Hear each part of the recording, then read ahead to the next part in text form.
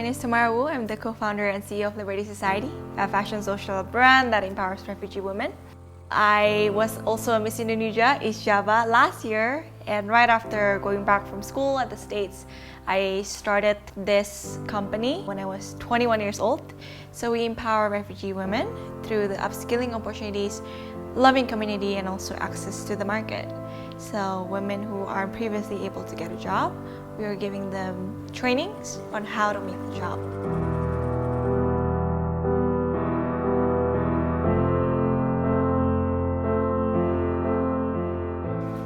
Hi! I'm Duffy from Asian Boss. Tamara, welcome to House of Freedom by Thank Liberty you. Society. Thank you for having us today. Nice Of to meet you, course. Tamara. Do you want to go check it out? Yeah, that's Okay. sure.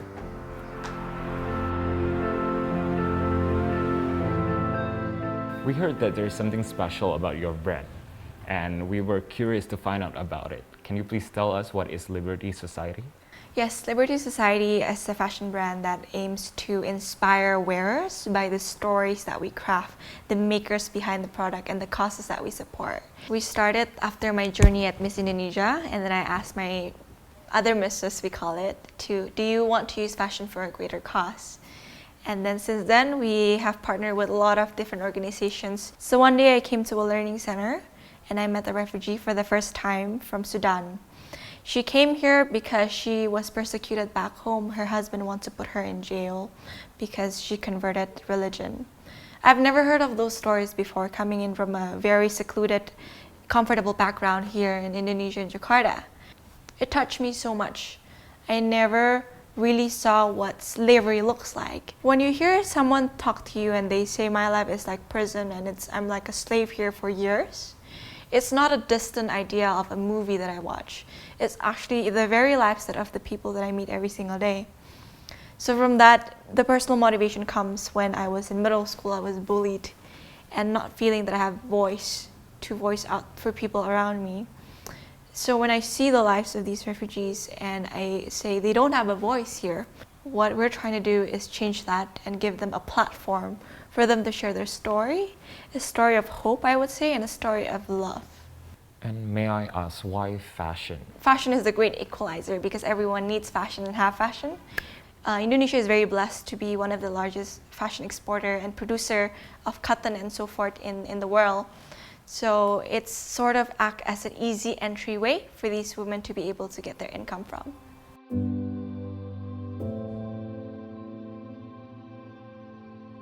So let me take you to our training center. This is where we usually have 20 ladies who come to the center, and then they train, they sew, they eat here, have dinner.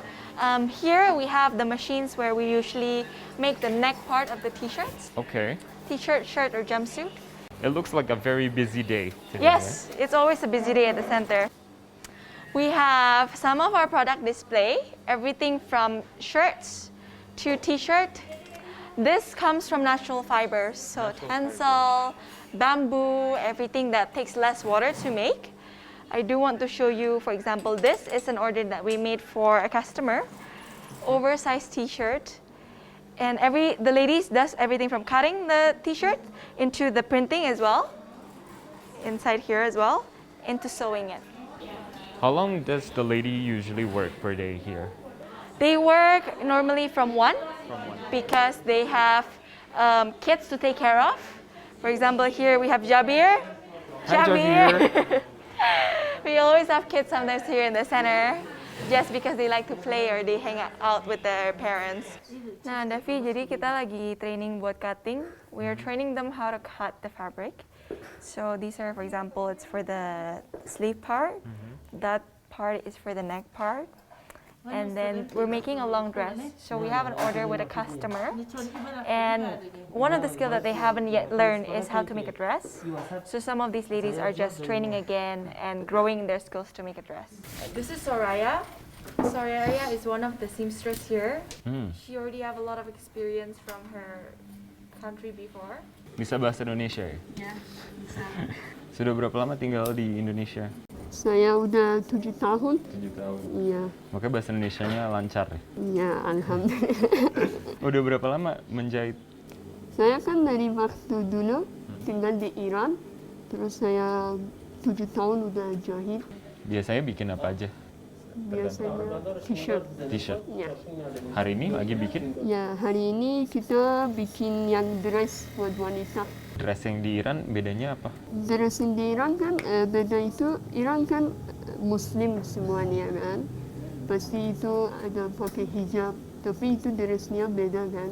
Pasti harus panjang semuanya. Tapi di sini ada pendek, nggak ada itu. Ya, di Iran cuman nggak boleh pakai yang pendek. Itu semuanya harus dipanjang. Kalau yang dikangenin dari Iran apa? Dikangenin cuman keluarga.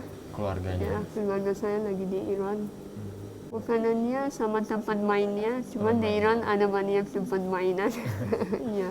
Di sini ada banyak teman juga? Iya, ada banyak teman orang Indonesia sama orang Afghanistan juga banyak. Tapi yang teman udah lama kan di Iran semuanya, pasti saya kangen mereka. Selama tinggal di Indonesia, kesan pesannya gimana?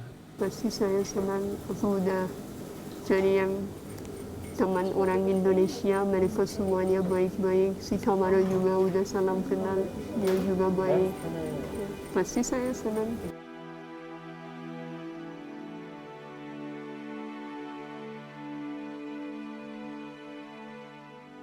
From what I've seen, even though this is a working place, it feels very homey and warm. Yes, that is the mission for us at House of Freedom, where ladies can come in here and have a freedom of expression and also be able to make an income for their better life. You see them smiling, laughing, making tea, just having so much fun. But at the same time, you also see them working and being able to have purpose in their life.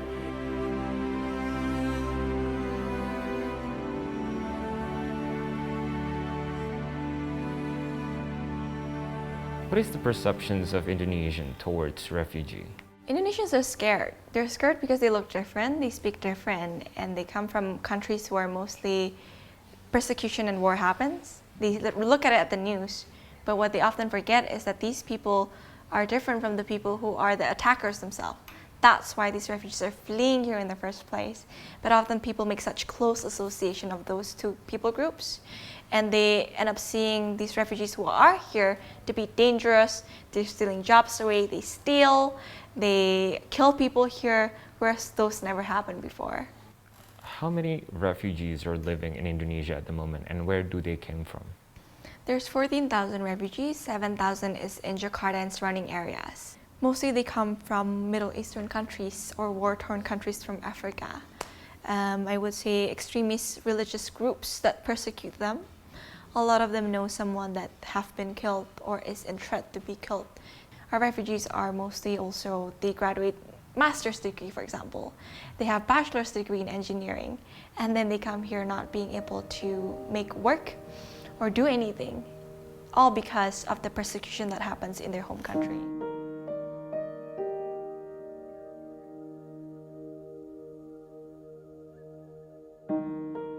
How long have you been living in Indonesia? 5 سال و نیم. May I ask, what is your biggest challenge of living here in Indonesia? What do you find difficult? یکی از طریقی که شغل و کار نداریم، چون هزینه زندگی ما بالاخره برای کار میچرخنه. یکی هم این تایم بلا تکلیفی ما که تایم طولانی بلا تکلیفی نه ما را اندونزی میپذیره و نه هم به کشور سوم میره. به خاطری که بالاخره زندگی به چه ما بالا تکلیفه، ما مثلا میری تا پسر جوان دارم برم درس بخونم اینا مشخص شه. درسته شاید امروز بریم از نظر جونی مشکلی نداشته باشم، ولی برای بچه ها ما اینا خوب نیست. بعدش هم مشکل ملی که داریم خیلی واقعا برای ما مشکل بزرگه. Do you have any message for Indonesians out there for how they treat the refugees? پیامی که بخوام بدم اینه که بالاخره مردم افغانستان که آمدم اینجی، اینا مردم بی فرهنگ نبودم. اینا برای خود زندگی داشتم. این چی از مجبوری آمدم و باید به هر کی به هر دینی هسته بود دین احترام گذاشته شه. برای شیعه ها یک خورده مثلا فکر میکنم ما یک دین به خصوصیم یا مسلمانیم. نه واقعا شیعه هم همون مسلمان، همون قرآن، همون خدا، همون پیغمبر دوست داره، همه پیام ما بوده. How do you feel about Tamara and the Liberty Society? احساسم خوب بد نیست. هم یک اوقات فراغت میشه، هم یک کمک میشه، هم برخورد اینا واقعا مهربونه، ملایم، آدم احساس یکی بودن میکنه. When the pandemic hits, a lot of hospitals, even in Bogor area where we're at, is affected. So our refugee women, I asked them, hey, do you want to make masks and face shield for these hospitals? Without even any consideration, they say, yes, I would love to help other people in that way too. So rather than them being a recipient of help, they're able to give out help meaningfully to others in this pandemic time. So they're making masks at home, they're making face shields, and then we distribute them to security guards, hospitals, and so forth. And it's meaningful for them. And what are the biggest challenges that your business is facing right now? We have a supply problem because the demand is growing, which we are very grateful for. In the sense, how do we balance their post-traumatic experiences and their tendency, their lives as women, mothers, wives, sisters, taking care of their children with the increasing work orders? So us as a company, we can't really force them to work very long hours or expect them to work as machines per se, or as others would, but really having to be more mindful of their emotional state. Overseas market have a lot more awareness in terms of ethical fashion and sustainable fashion, that we have to pay everyone fairly in the supply chain process. Because of that, we pay our makers 2 or 3 times the minimum average wage to give them living wage, but also sourcing natural fibers products. And that costs more. A lot of the times people want good quality products that are ethical and sustainable, but they don't want to pay for it. So it's easier to convince customers outside the value that we bring and the empowerment that we are really changing the lives of 30 women in our center tangibly. Moving forward, what is your goal and vision for your business? I hope that we can replicate this model into all the countries out there who are facing refugee problems. 14,000 in Indonesia, but millions displaced worldwide, and not enough solutions, sustainable solutions that are tackling their livelihood issues. Even though we're different in languages, religions, I hope people would see that they're willing to contribute to the greater society. And there's just so much beauty in their story that I wish people would see deeper from, not just from the outside perspective that they come from a war-torn countries, they're coming from poverty background. Come into their house and see just the beauty and the joy and their sharing. The culture is so festive, and I just hope that people see just the fullness of humanity that thereof.